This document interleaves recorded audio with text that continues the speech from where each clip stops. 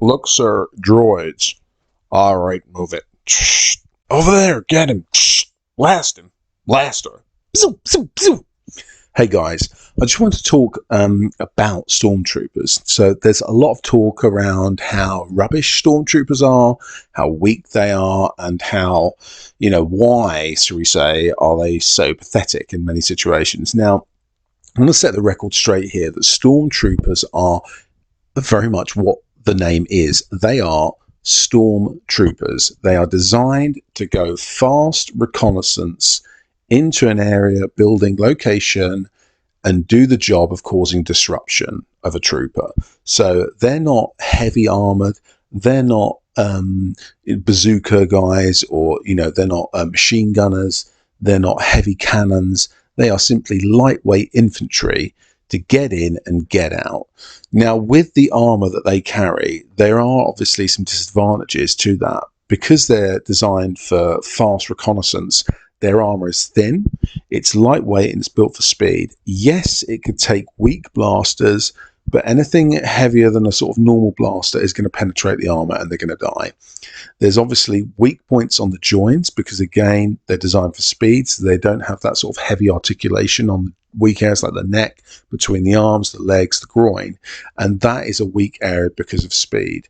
Now, on my previous videos, I have discussed the ability to breathe in space and underwater, and that ability is true for only a matter of minutes. So again, it's down to the fact that they can survive quickly if they're in an airlock which is blown up, or if they're busted during a flood, which we see in Obi-Wan. They can pretty much get out of it within a few minutes. But anything more than that, beyond sort of 15 minutes, 20 minutes or so, they're dead pretty much. Their life support systems are very narrow. Now, when it comes to sort of like the production of stormtroopers armor and their equipment, you've got to remember, in terms of the timeline of the Empire here, we're at a point where most of the work is done. The Empire exists. Stormtroopers were introduced after the Clone Wars. They're introduced after clone armies, and we see that, in the Book of Boba Fett and whatnot, where we see this sort of almost fatigue of stormtroopers, like, they've had enough. They're kind of just sort of like caretakers to the Empire. They're not there to sort of police everything, and we see that weakness in some of them, where they can be bribed, where they can be tricked with force powers, or when they're discussing matters with one another, they're kind of sort of angry about things. And this is another part of their sort of weakness, where they're simply not in the best zone of the Empire. It's not the Empire's heyday, and therefore they're not going to get the attention.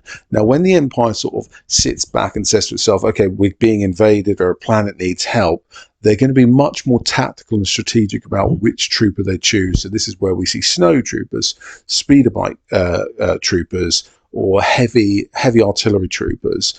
That is because the Empire want to save costs, and they want to ensure that battle, war zone, or particular effort is worth it. If they throw a bunch of stormtroopers at it, it's more money down the drain, basically. So stormtroopers are almost like a carpet bomb effect.